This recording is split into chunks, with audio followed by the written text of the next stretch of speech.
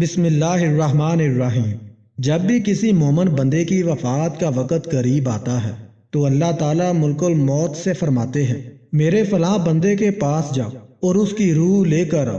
میں نے اس کی خوشی اور غم دونوں کا امتحان لے لیا ہے، وہ ایسا ہی نکلا جیسا میں چاہتا تھا۔ اس کو لے کر آؤ کہ دنیا کی مشقتوں سے اس کو راحت مل جائے۔ ملک الموت 500 فرشتوں کی جماعت کے ساتھ اس کے پاس آتے ہیں اور ان کے پاس جنت کے کفن ہوتے ہیں اور ان کے ہاتھوں میں ریحان کے گلدستے ہوتے ہیں، جن میں سے ایک میں 20 رنگ ہوتے ہیں اور ہر رنگ میں نئی خوشبو ہوتی ہے، اور ایک سفید ریشمی رومال میں مہکتا ہوا مشک ہوتا ہے۔ ملک الموت اس کے سرہانے بیٹھ جاتے ہیں اور فرشتے اس کو چاروں اطراف سے گھیر لیتے ہیں اور اس کے جسم کے ہر حصے پر اپنا ہاتھ رکھتے ہیں اور یہ مشک والا رومال اس کی تھوڑی کے نیچے رکھتے ہیں۔ جنت کا دروازہ ہے اس کی نگاہوں کے سامنے کھول دیتے ہیں، اس کے دل کو جنت کی نئی نئی چیزوں سے بہلاتے ہیں، جیسا کہ بچے کے رونے کے وقت اس کے گھر والے مختلف چیزوں سے اس کا دل بہلاتے ہیں۔ کبھی اس کی روحیں سامنے کر دی جاتی ہیں اور کبھی وہاں کے پھل، کبھی عمدہ لباس، غرض مختلف چیزیں اس کے سامنے کی جاتی ہیں۔ اس کی حوریں خوشی میں کودنے لگتی ہیں۔ ان منظر کو دیکھ کر اس کی روح بدن میں بڑکنے لگتی ہے، جیسا کہ پنجرے میں جانور نکلنے کو پھڑکتا ہے، اور ملک الموت اس سے کہتا ہے، اے مبارک روح، چل اپنی بیریوں کی طرف جس میں کانٹا نہیں ہے، اور ایسے سائے کی طرف جو انتہائی گہرا اور وسیع ہے اور پانی بہہ رہے ہیں۔ یہ چند منظروں کی طرف اشارہ ہے جو قرآن پاک میں سورہ واقعہ میں بیان ہوئے ہیں۔ ملک الموت ایسی نرمی سے بات کرتے ہیں جیسا کہ ماں اپنے بچے سے کرتی ہے، کیونکہ اس کو معلوم ہوتا ہے کہ یہ روح اللہ پاک کی مقرب ہے اور وہ اس کے ساتھ لطف سے پیش آتا ہے تاکہ اللہ تعالیٰ اس فرشتے سے خوش ہو۔ وہ روح بدن میں ایسی سہولت سے نکلتی ہے کہ جیسے آٹے سے بال نکل جاتا ہے۔ جب روح نکلتی ہے تو سارے فرشتے اس کو سلام کرتے ہیں اور جنت میں داخل ہونے کی بشارت دیتے ہیں۔ جب روح بدن سے جدا ہوتی ہے تو وہ بدن سے کہتی ہے کہ اللہ تعالیٰ تجھے جزائے خیر دے، تو اللہ تعالیٰ کی بندگی اور اطاعت میں جلدی کرنے والا تھا، تجھ کو آج کا دن مبارک ہو، تو نے خود بھی عذاب سے نجات پائی اور مجھے بھی عذاب سے نجات دی۔ یہی مضمون بدن رخصت کرتے وقت روح سے کہتا ہے۔ اس کی جدائی پر زمین کے وہ حصے روتے ہیں جن پر وہ اکثر عبادت کیا کرتا تھا، آسمان کے وہ دروازے روتے ہیں جس سے اس کے اعمال اوپر جاتے تھے اور جن سے اس کا رزق اترا کرتا تھا۔ اس کے بعد 500 فرشتے میت کے پاس جمع ہو جاتے ہیں، اور جب نہلانے والے اس کو کروٹ دیتے ہیں تو وہ فرشتے بھی فوراً اس کو کروٹ دینے لگتے ہیں۔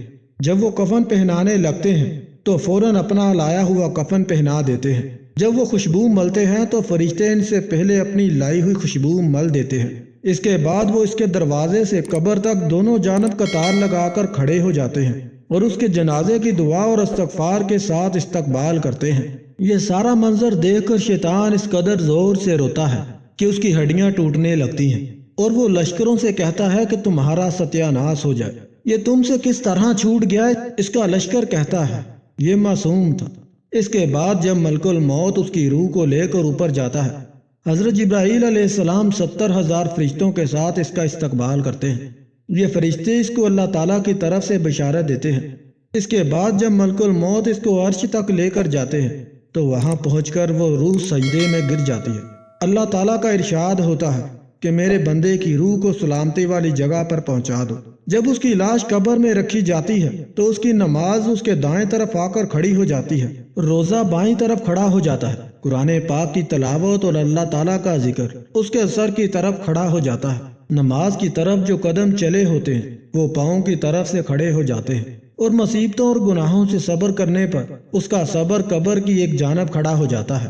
اس کے بعد عذاب اس قبر میں اپنی گردن نکالتا ہے اور مردے تک پہنچنا چاہتا ہے، لیکن اگر دائیں جانب سے آتا تو نماز اسے کہتی ہے، پرے ہٹ جا، یہ شخص خدا کی قسم دنیا میں ہمیشہ مشقت اٹھاتا رہا ہے، ابھی ذرا راحت سے سویا ہے۔ پھر وہ عذاب جو بائیں جانب سے آنے لگتا ہے تو روزہ اسی طرح سے اس کو ہٹا دیتا ہے۔ وہ عذاب دوسری طرف سے آتا ہے تو تلاوت قرآن پاک اور ذکر اس کو روک دیتے ہیں، ادھر تیرا کوئی راستہ نہیں ہے۔ غرض یہ کہ وہ عذاب جس جانب سے آتا ہے اس کو راستہ ہی نہیں ملتا، اسی لیے کہ اللہ تعالیٰ کے نیک بندوں کو ہر جانب سے عبادتوں نے گھیر رکھا ہوتا ہے۔ وہ عذاب عاجز ہو کر دوبارہ واپس لے جاتا ہے۔ اس کے بعد صبر جو ایک کونے میں کھڑا تھا ان عبادتوں سے کہتا ہے کہ میں اس انتظار میں تھا اگر کسی جانب سے کسی قسم کی کمزوری ہو جائے تو میں اس کی جانب سے مزاحمت کروں گا، مگر اللہ کا شکر ہے کہ تم نے مل کر اس عذاب کو رفع کر دیا۔ اب میں اعمال تولنے یعنی ترازو کے وقت اس کے کام آؤں گا۔ اس کے بعد دو فرشتے اس مردے کے پاس آتے ہیں جن کی آنکھیں بجلی کی طرح چمکتی ہیں اور آوازیں بادل کی طرح زوردار گرج کی طرح ہوتے ہیں۔ ان کے منہ سے سانس کی وقت آگ نکل رہی ہوتی ہے۔ ان کے بال اتنے بڑے کہ پاؤں تک لٹکے ہوتے ہیں۔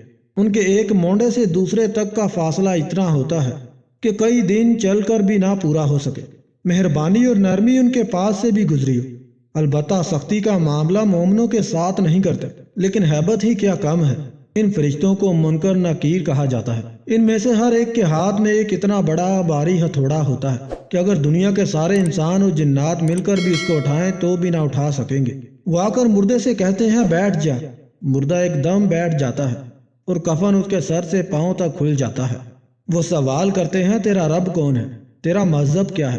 تیرے نبی کا نام کیا ہے؟ مردہ کہتا ہے کہ میرا رب اللہ ہے، وہ وحدہ لا شریک ہے، وہ تنہا مالک ہے، اس کا کوئی شریک نہیں، میرا دین اسلام ہے، میرے نبی کا نام محمد مصطفیٰ صلی اللہ علیہ وآلہ وسلم ہے جو خاتم النبیین ہے۔ وہ دونوں کہتے ہیں تو آپ نے صحیح کہا۔ اس کے بعد وہ قبر کی دیواروں کی دوسری طرف سے ہٹا دیتے ہیں جس سے قبر اوپر نیچے اور چاروں جانب سے وسیع ہو جاتی ہے، اور اس کے بعد وہ کہتے ہیں اوپر کو سر اٹھا، اوپر کو سر اٹھا۔ جب وہ سر اٹھاتا ہے تو اس کو ایک دروازہ نظر آتا ہے جس میں سے جنت نظر آتی ہے۔ وہ کہتے ہیں اللہ کے نیک انسان، وہ جگہ ہے تمہارے رہنے کی، اسی وجہ سے کہ تو نے اللہ کی اطاعت کی۔ حضور اقدس صلی اللہ علیہ وآلہ وسلم فرماتے ہیں قسم ہے اس پاک ذات کی جس کے قبضے میں میری جان ہے، اس وقت انسان کو جو خوشی ہوگی وہ کبھی ہی نہ لوٹے گی۔ اور اس کے بعد وہ فرشتے کہتے ہیں اپنے پاؤں کی طرف دیکھو۔ وہ دیکھتا ہے کہ جہنم کا دروازہ نظر آتا ہے جس سے اس کی حالت نظر آتی ہے۔ وہ فرشتے کہتے ہیں اے اللہ کے نیک انسان، تو نے اس دروازے سے نجات پائی۔ اس وقت بھی مردے کو اس قدر خوشی ہوتی ہے جو کبھی نہ لوٹے گی۔ اس کے بعد اس قبر میں 70 دروازے جنت کی طرف کھل جاتے ہیں جن میں سے وہاں کی ٹھنڈی ہوائیں اور خوشبو آ رہی ہوتی ہے، اور قیامت تک یہی منظر رہے گا۔ اللہ پاک ہم سب کو عذاب قبر سے محفوظ رکھے، اور اللہ پاک ہم سب کو سمجھنے اور نیک اعمال کرنے کی توفیق عطا فرمائے۔ آمین یا رب العالمین۔